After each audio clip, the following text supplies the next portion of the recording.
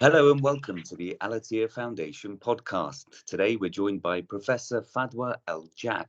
Professor Eljack is a professor of chemical engineering at the College of Engineering at Qatar University.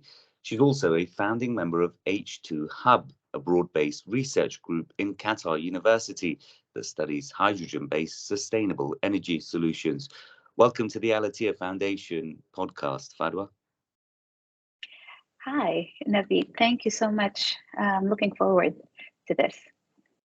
Great. Let's jump straight in then. Let's start with an overview, perhaps, of H2 Hub. Tell us a bit about the research group. When and why was it formed, and what specifically does it look at?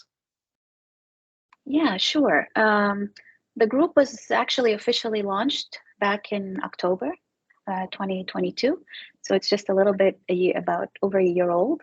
The Hydrogen Sustainable Group is a joint initiative that started out by the College of Engineering and the College of Business and Economics at Qatar University.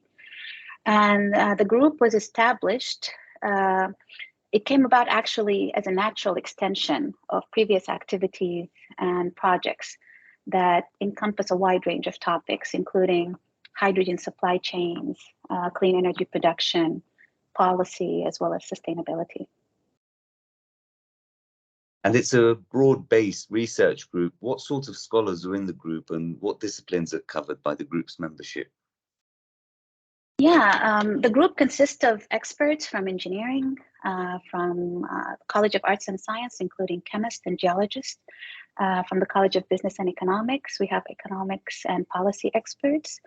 And we all strive to develop some kind of strategic, technological, real solutions when it comes to dealing with hydrogen transition, and specifically considering Qatar's existing natural gas infrastructure.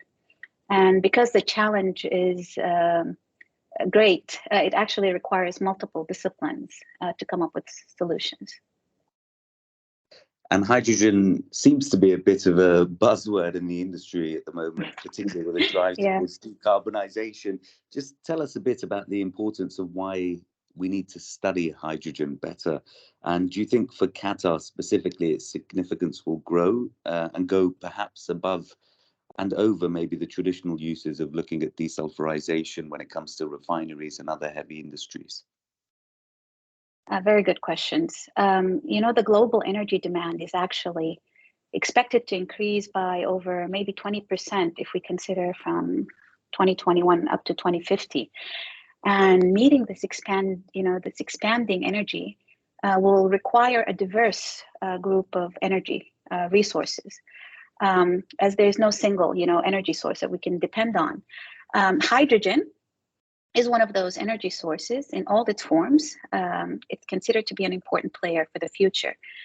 Now, low carbon hydrogen capacity will actually have to increase from its current levels of roughly around 2 million tons of oil equivalent, and it needs to go up multiples to around 500 to 600 million tons of oil equivalent by the year 2050.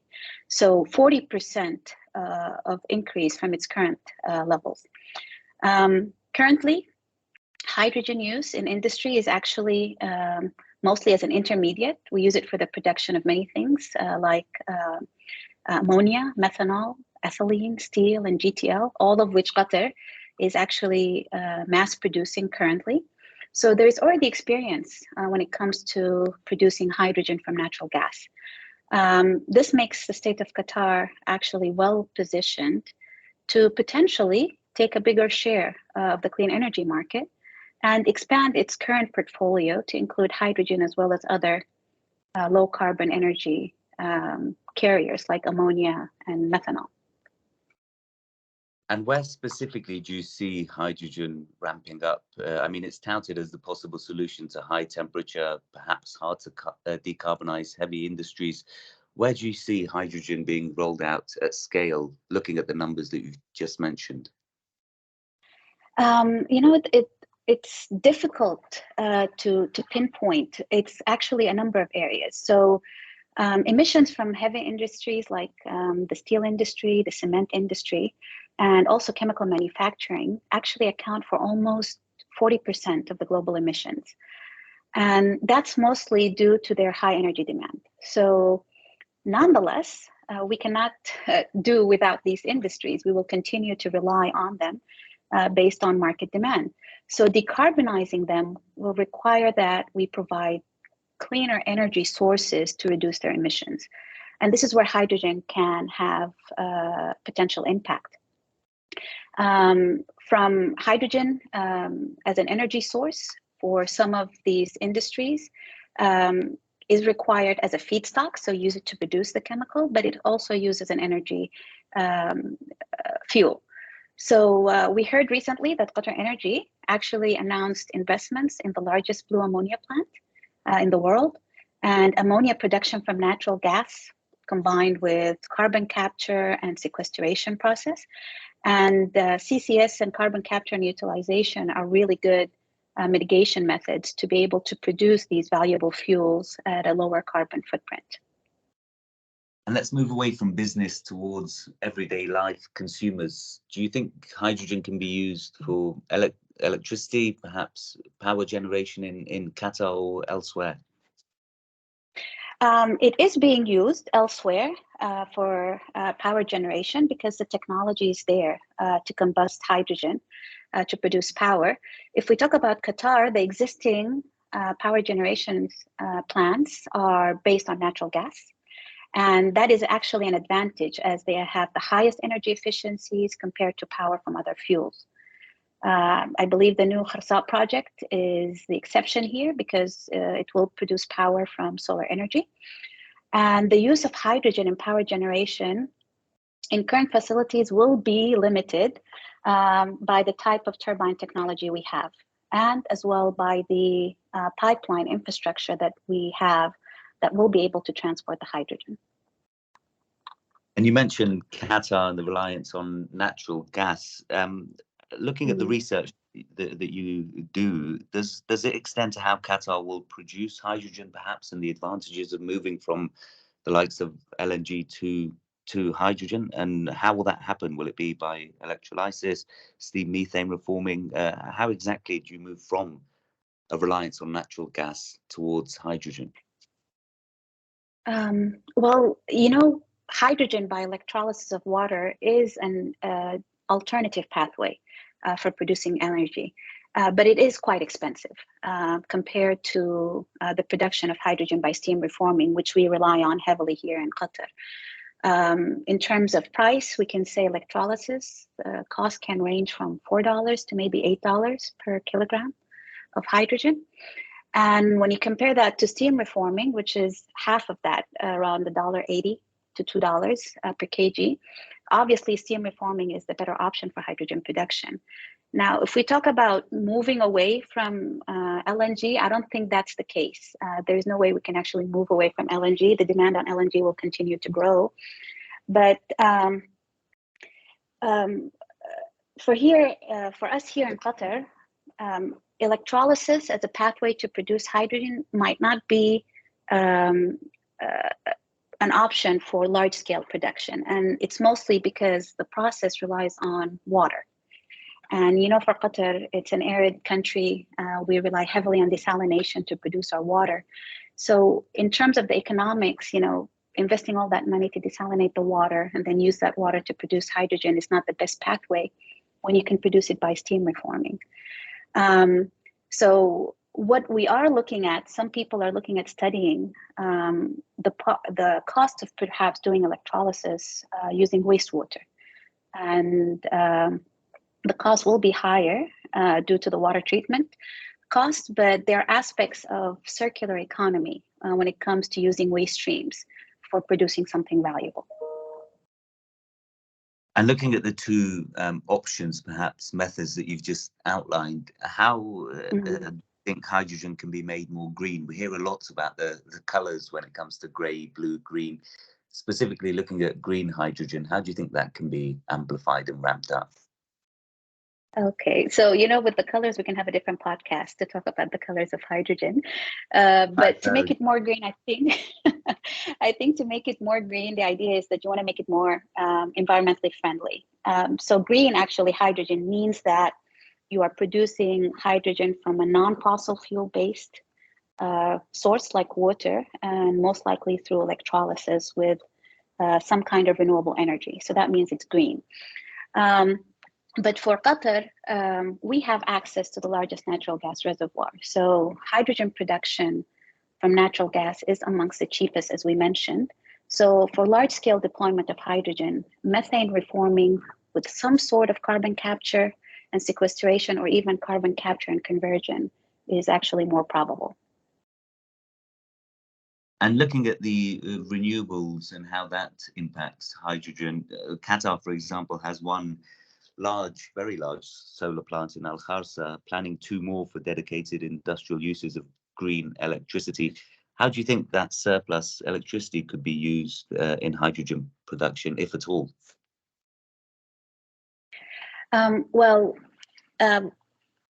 The emissions by doing electrolysis from renewables like solar energy is the goal. It's desired. Tapping into that solar energy and the excess solar energy will be great. But as we just mentioned, the challenge for us here is the water feed requirements.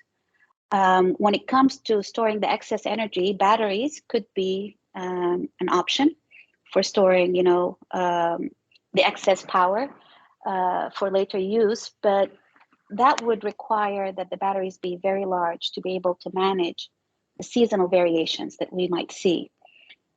Electrolysis is considered by some EU countries and research to be actually a good alternative to storing that solar energy for short period and long period of time. And for Europe, it makes sense because they do have access to those large water resources. So it is an option, but for Qatar, it might be a bit challenging. And we had a fantastic CEO roundtable recently with the Al-Attiyah Foundation, where we looked at hydrogen specifically. And one thing that kept coming up again and again was transportation. It's great having this fantastic resource, but hydrogen is notoriously difficult to transport. How do you think export of hydrogen could be utilized best? Perhaps does Qatar just transport LNG as it does so well and then let other customers produce the hydrogen, or is it something that could be better utilized when looking at low temperature ships, for example, or a so-called carrier vector such as ammonia or methanol? Actually, all of those are very good options that you mentioned, shipping it as LNG and letting others deal with converting it to hydrogen, or even using hydrogen carriers or hydrogen vectors, as you called it.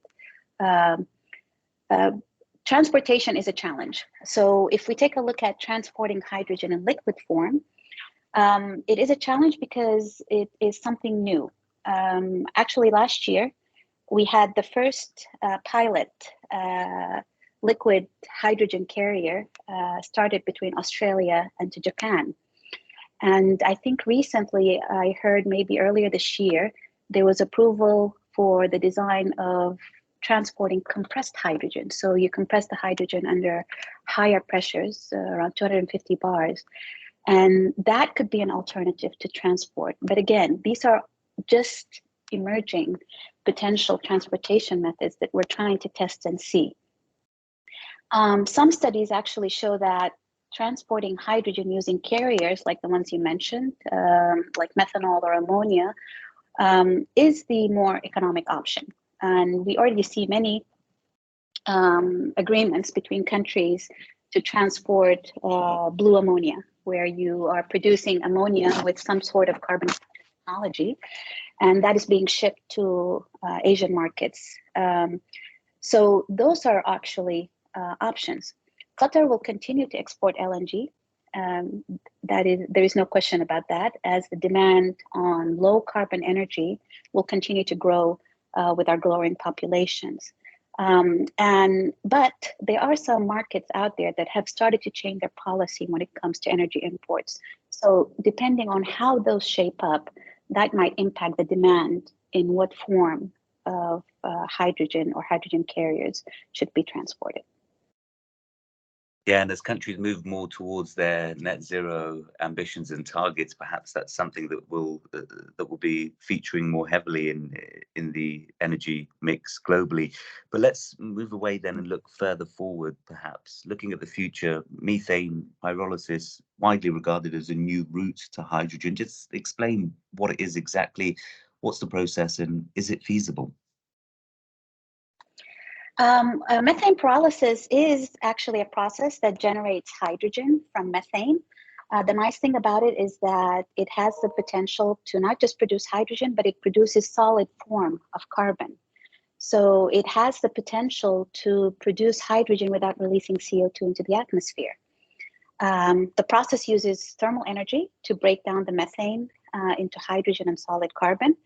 And this type of hydrogen, if we talk about colors, is called turquoise hydrogen. So the solid carbon byproduct that's generated during this process can be easily captured and stored. And that's a really nice feature of this technology. The main challenge, although, is the way in which the process operates. There are issues in terms of catalyst deactivation due to the coke that forms on the surface. But alternatives using other media like liquid phase reactions in molten salt or even metal bath are being studied to try to reduce those limitations. And if they're able to overcome them, then it can actually be a potential pathway, and an environmentally friendly pathway for producing hydrogen. We jokingly reference the colors of hydrogen, but it's good to know that there are more being added as we go along. But turquoise hydrogen. Looking back at H2 Hub then, aside from what we've outlined, what other areas of research is the group considering, and what are you looking at that's particularly interesting for you, perhaps? Well, thank you for asking that. Actually, we have a number of colleagues who are working in different areas trying to address the challenge. Some of the research is looking at repurposing the existing natural gas pipeline infrastructure to be able to handle some composition of hydrogen. And the focus is mostly on the embrittlement issues. We recently had a workshop end of September where from the panel discussions, we found that one of the major challenges with hydrogen transportation is the existing pipeline infrastructure for natural gas will face embrittlement issues. So our colleagues here, Professor Ibn Walid, Dr. Khalid from chemistry, Professor Salati from mechanical, are looking at both experimental and predictive property modeling work to try to find sustainable solutions.